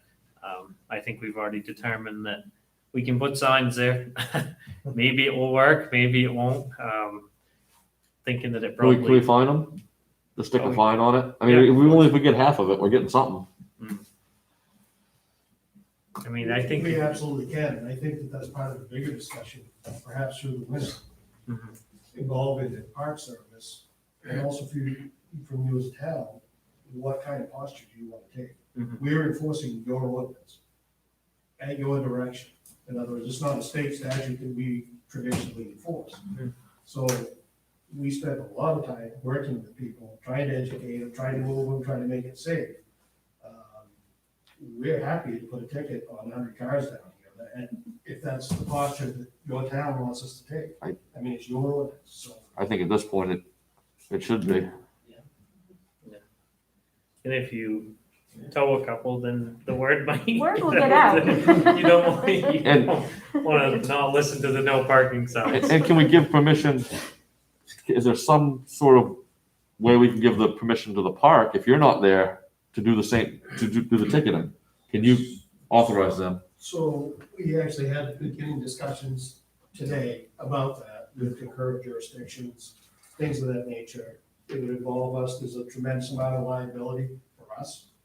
That's what she was talking about, us knowing them, because we're giving them the authority to act under our umbrella. So it'd be no different than them giving us the umbrella for me to come in there and be a federal officer. And so those are discussions that are going to be ongoing and will take place. And honestly, I really expect that by spring, we would come back to you with some kind of suggestions, recommendations, or the questions for you. I mean, it's your town, how do you want this addressed? And look for your guidance on that. So I think this isn't anything that's gonna resolve tonight. I think it was great to hear from people. It was also good to hear some of the successes, not all of them, but some of them. And I'd like to continue to work with the park and see if we can present something to you that's workable. And just as a second thing, where like, you look at like towns like Bar Harbor, have a parking enforcer. Could we hire, I mean, it'd pay for itself probably, having somebody going around just putting tickets on. I think that the revenue actually comes, the majority of it is from the parking meters, which is where the enforcement comes in to make sure people are putting their dollars in. But does somebody have to have a law enforcement, do they have to be law enforcement to issue a parking ticket? I guess that's the question. To some degree, yes. Not to the level of our people, but yes. Believe she had a question, and then you, Mark, afterwards. I can tell you for us, because I deal with parking a lot, 90 minutes for a tow truck. So it's not that effective unless Alan Glorious wants to, set up a business. I mean, set up a sideline. And you can do the $500 fine. The people from away, they're not gonna pay it. And then that sits and you chase it. And so you have to kind of figure out what you're willing to live with in terms of the fine. If we were writing federal violations and they were writing state, we would want to make sure that we were being comparable in those amounts. But I can tell you the number of people that are like, I'll just pay that ticket, just write it. And then the turnover, the constant re-education every week. The fines and the towing don't do a lot. We had our best success of taking metal T-posts this year and lining the road. All that did though, like a tube of toothpaste, was it put it somewhere else. As you've seen, as it's moved from the Lighthouse Road onto 102A. So I'm not advocating one way or the other, I'm just telling you what I've observed from 20 years of working in congested park areas. The reality. People leave their brains behind and they just don't care. Mark. Yeah, I don't think it's realistic to expect the sheriff's department to come down and issue parking tickets every time somebody calls them. I mean, they're contracted for 30 hours a week, correct? That's fine, but outside of that, heck, they could be at an accident, whatever, a domestic somewhere else in the county. You can't expect them to come down and get that. I'm wondering if we had a parking ordinance or specific language of parking ordinance, can we have our own parking enforcement officer? And what would that entail? That's what I was wondering. If you're asking me, the answer is yes. Thank you. Is it likely or probable? It's extremely difficult. Okay. To find somebody that's willing to take on that job. Just in all honesty, I don't think you can generate enough money to pay someone willing to do that. That's a thankless job. It really is. We do the enforcement, we need to have it, we have to do it as part of our contracted hours down here. We also responded when we weren't in contract because there was a problem, and we're happy to do that as we can also. Trying to find somebody, I mean, it may be, working with the park, the education, perhaps more signage, combining more fines. Maybe we can make a workable solution. I don't think this isn't a one-size-fits-all kind of solution. But a parking enforcement officer does not have to be a law enforcement officer, right? If they do not. If the ordinance is crafted properly. That's right. Okay. I think it sounds like that's gonna be our easiest route to go down, is to get a parking enforcement officer and some fine system set up. Personally, I'd really love to see the sheriff's department and the park talk and come back with some suggestions. I mean, I know for myself, I don't know much about this subject. I know it's a problem. I don't know how to deal with it. I have no idea what would work well. I'm guessing your two departments could probably have a pretty good handle on it, and might come up with something that would make a lot of sense. I think we can make some suggestions, for sure. Yeah. We're gonna have to be flexible to see, and we have to change on the fly. That didn't work, let's try, some of those, but I agree, but a lot of it, again, when we come back here, is gonna be, is this acceptable for you as a town? Because this is your community, this is your face that's being put out there. So, along with the parks as well, so, I'm happy to meet the park and bring it back to you. Diane. It doesn't solve the problem. People need to park somewhere. You could shove it all, like you said, to Scott's store. You either use it the right way or shut it down. That's it. I mean, if you can't control it, then don't encourage people to go there. You put the logo on everything that you have, and you've even cut a new trail through to Arnold Lane, and you have people coming out on a private road. You either have to maintain it and be a good steward of the property or stop it. I think that trail was cut, that's the trail I'm thinking of, that was not. It's an illegal trail. It's an illegal trail. Sorry, it's a code story. Sorry, you got the rap for it. No, but now that's been cleared, people are starting to trespass on private property, just like they routinely trespass on ours and et cetera, et cetera. You create a real monster here and you have to solve it. The only way to solve it is to have a parking lot nearby. I'm talking about a couple of 100 yards back, so it's well screened by the trees, so that people going by in boats and stuff won't see it. The only people are gonna see it, because I used to do scenic flights on a pilot, the scenic little Cessnas to fly around looking at lighthouses. The only person's gonna know. It's the only logical solution, Superintendent, for the problem that you have created. You need to fix it. And it may not be safe to have all those people down there, but guess what? They're there anyway. Marge. I'm Marjorie Buck, and my grandfather was the last lighthouse keeper there. And so this place that I used to play at when I was a little girl, it astonishes me.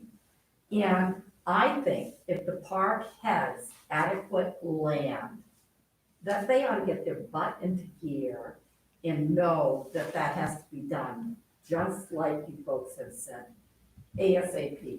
Whatever it takes, those dominoes have to be done. Nobody should be handicapped. Boss Harbor Head is our call here. So I disagree with you, Diane. I love seeing it on things, and it isn't just because it's my heritage, it's all of our heritage. And I think the park has to get busy and get that approved. Yeah, I think we'd even go down with the chainsaw and help, but it needs to be done. You need to find out how many people can it handle. At that point, open up for, maybe it's only 50 cars more. I don't know, maybe it's only 40 cars more. It's gotta be big enough so that when we start running the bus services again, they can comfortably turn. It can be, and also that Mr. Higgins down here can bring his equipment down if somebody has fallen down, that he can handle it. Right now, it can't do it. And so the park's gotta get busy. That's it. I agree with you. It isn't Gott's lot. It's the one next door. We want those people. I don't care if they're in a walker or wheelchair to experience Acadia. That's it. I mean, the permitting is a very small portion in the construction. I mean, Gaunt's could roll in 200-car parking in 2 weeks. Local construction company and pave it. I know on your end it takes a little bit more, but this is, I know, I've used that area since I was a child even, going to that lighthouse, and it's not an enjoyable experience right now. And a lot of it has to do with the parking. Even if you could make one way in and loop back, and then they take one way out when they get back to the entrance. Just make it, a little more usable. But moving it up the street, you're just moving a problem from one area to another. Yeah. I don't really think I'm ready for a bus depot in Bass Harbor right now. All Well, we right, can I also think, keep the parking lot at the same size it's at. And, again, we're really not focused on trying to enlarge the parking lot that's on site there in a significant way. I think. And I think we should shut it down. Yeah, shut it down, Superintendent. I mean, if you can't, if we, Shut it down. it shouldn't be, we shouldn't be worried about moving it to someone else's land. That's an even bigger project. I mean, there's plenty of land down there. There's plenty of land that's not even walkable directly behind that parking area, because I've been down there prior to this meeting and looked it over. It's land that people can't even experience. The experience is down there on the ocean. It's down there by the lighthouse. It's not in the woods behind it. Yeah, Nobody's looking behind them when they're down the lighthouse. the amount of time it would take, just respectfully, it would take years to be able to get to the point to do an environmental assessment to where you would have people parking there. It's amazing what you can do when your mind's set to it. Get going. Well, I appreciate the feedback. yeah, I'm happy to come back in a few months and chat with you some I mean, more. if we gotta send a letter to somewhere, to legislature or something, just to move things up, I mean, to help things along, that would be great, but in the short term, we've got an issue we gotta deal with. all right. I think everybody's had a chance to voice their opinion. I think that right now is how I feel about the, changing the parking ordinance to accommodate McKinley Lane. I think, especially to like Dan, whose house is on there, I think that it's pretty much done for this year. I would rather come back in a couple months, 2 or 3 months, see what the park has come up with, see what we have coming forward this coming year. And if there's no changes, if we think we need to, then we could put in the no parking signs then. I would just like to see, because I think it's just gonna be where you stop those no parking signs, it's just gonna start again. And I think you could go for an ever and ever and ever. You could go beyond your house, you can go down Route 102. I just don't think it's gonna stop. Oh, yes, sorry. Small little point, but maybe a short-term help, moving forward. On the park website, wherever it's listed about the Bass Harbor headlighting, with things you hand out, can it be, mentioned about that there is not parking or? Yes. Yeah, that's something that's easy to do. Yes, sir. Just in the spirit of what you just said, I guess I want to respectfully put forward, I'm David from Friends of Acadia.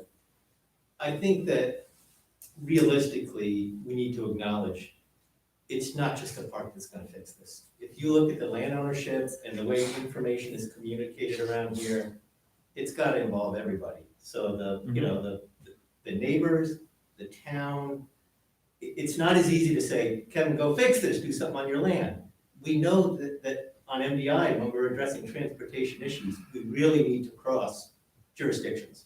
So I would hope that in saying, hey, superintendent, go fix it, you're really meaning work with us. Yes. Because it is not one solution, it is not one entity. And Kevin and his team just spent 3 years on a transportation plan. Didn't even address Bass Harbor Light. They had their hands full with the eastern side. And all of those issues affect more than just, it's in your boundary, fix it, please. We know that. It's the tube of toothpaste. So any solution has got to be multi-pronged. And I agree, we got to get going. And we're lucky we're entering into the winter. It's time to plan and assess, but let's be realistic. All of us need to be working on it. Yes, I agree 100%. I think that the sheriff's department, the town, Chris can, do what he needs to do. And if we meet a couple times during the winter, keep coming up with some different ideas and whatever we can do to help to try to get something. Cause I'm just not a huge fan of these no parking signs. And like I said, I think we're just chasing it down the road further but just my opinion. Yeah, I think a short-term solution for this is going to be really difficult, to be honest. I don't see a lot of great options. I'd love to hear some people spend some time thinking about it and see if there's some kind of solution we can come up with. But yeah, obviously it's a long-term problem and it's not unique to Bass Harbor. And Yeah. Danny, would you be okay, like waiting till spring to put up signs? I mean, yeah, because the biggest problem was the Columbus Day weekend. They were But I doing mean, it. all summer long it happened. Yeah. But it's true, once they stopped started at the top of the hill, they started up by Mike Murphy's house at the top of the hill. They just keep going up the hill. Yeah. I mean, Then I agree. I say we wait on the no parking signs on McKinley Lane until the spring. Let's keep revisiting this over the winter, and then in the spring, if we don't have a plan, then I think we do need to address McKinley Lane for real. Hopefully we can find some solution Yeah, before in that. between, yeah. my wife put up signs and that actually did help. Did it? I mean, well, good for her. There's a parking enforcement officer. Yeah. All right, I guess no motion on this. Okay. Skip that. Now, Chris, do you Thank want to, you. thank you, everyone. Thank you. Chris, do you want to yell outside to see if anybody wants to stay for the budget? I'll let you do that one. No. You can go and call on your budget.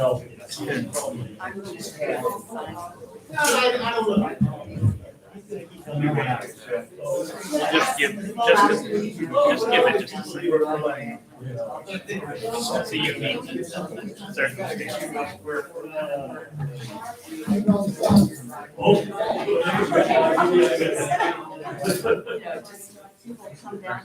Thank you. I did talk to you with Paul one day at SIPS last year. All right. Just that it's been going on. Moving on to the next topic. It is the budget. Chris. I'll try to make this one quick. Okay. We don't have the final budget document in front of you yet. That's probably still, usually that's early December. But I have gotten preliminary numbers back that show that in the public works budget, we got an unspent balance of $29,284.63. I think by this time you all know that every year we typically encumber all the unspent public works funds for future road improvement projects. That's what helps save up for those big projects. So that's what I'm asking for you to do tonight. Okay. I make a motion to encumber $29,284.63 from the fiscal year 20 Public Works budget to the fiscal year 21 Road Improvement Program. Second. It's been moved and seconded to encumber $29,284.63 from the FY20 Public Works budget to the FY21 Road Improvement Program. Is there any discussion? All those in favor? Yeah. Town manager's report. I'm gonna go fast. Okay. Specifical site plan review prep. I met with Jamie and Keith about this project last Friday. It was a good meeting. We'll see how things go. I'm working with Jesse to address the issues on Jasper's Way. Some of you may have seen somebody opened up a couple driveways that were unpermitted. We were working to make sure that that issue is rectified. I attended the training in Augusta, and I had our annual snowplow driver meeting last Wednesday. Some minor projects, tonight on WABI, they did a story about our scavenger hunt, so keep an eye out for that. Attended the Down East COVID-19 Task Force. I met with Richard Cleary about the Hinton Trust. I had emails with Hancock County Sheriffs and Keating National Park about the lighthouse parking. I received the library surplus property sale items, and for lack of a better place, here they are. Working with committee liaisons to get the news for the comprehensive plan task force. I expect that to be on the November 9th agenda. I have scheduled public works interviews for this week. I've got 6 interviews this week, so hopefully we'll have some good candidates come out of that. We accepted the bench at Seal Cove that you approved over the summer, and so you can go see that out there. The letter was on your table today. And I renewed our annual lawn care contract. Office staff, Jesse was responding to those issues on Jasper's Way that I alluded to. Jesse has also helped prepare that site plan application. Katie has been busy preparing for the election and processing absentee ballots. Public Works projects, attended the annual snowplow driver meeting. We've got our garage door repaired. Troy did significant road work on Turner Road, especially along the shoulder and the ditch. Troy and Justin redid the Cape Road culvert, and Troy is doing some minor preventive maintenance on the new tractor. Justin also attended that annual snowplow driver meeting. He helped with redoing the Cape Road culvert, did some maintenance on the hoist at the wharf. They had the transient boat overnight and did some track cleanup. Some priorities over the next couple weeks. I mentioned those public works interviews. I'll be doing a site visit with our insurance company to their annual trip to look at loss control preventive measures here. I'll be attending a League of Towns meeting. The election is a week from tomorrow. First planning board meeting for site plan reviews tomorrow night in this room. I will be preparing the fiscal year 2022 budget, and I will be out of the office this Friday. I will be doing some Keep Maine Healthy grant reporting next week and redrafting those roadwork requests for bids for your November 9th meeting. Thank you, Chris. You're welcome. Suggestions for the next meeting? Next meeting date? Make a motion to have the next meeting on Monday, November 9th at 5 o'clock right here. Second. Been moved and seconded to confirm the date of the next meeting for Monday, November 9th, 2020, 5 PM at the town office. Any discussion? All those in favor? Motion to adjourn. Second. All those in favor? We able to talk about that or something? Think about it for a while. Think about it.